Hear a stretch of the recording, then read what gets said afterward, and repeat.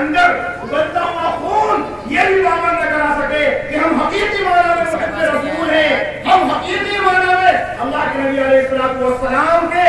چاہنے والے ہیں، آپ علیہ السلام کی امتی ہے، تو ہمیں اپنے آپ کو امتی کہنے کا، صحیح معنی میں مسلمان کہنے کا کوئی حق نہیں ہوتا۔ ہم اپنے معاملات کے لیے، ہم اپنی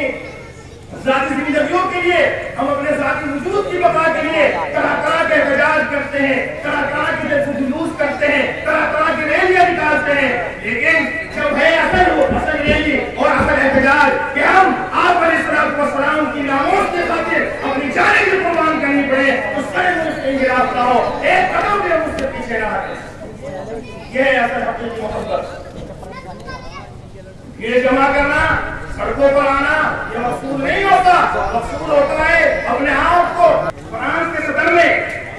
جو گستاخ رسول کے تائید کی اور اس کے جملے کہ اظہار رائے کی آزادی، اظہار خیالات کی آزادی ٹھیک ہے، لیکن اظہار رائے کی آزادی وہاں تک برداشت کی جا سکتی ہے جب تک کہ میری اپنی ذات سے متعلق ہو، میرے مال سے متعلق ہو، میرے اپنے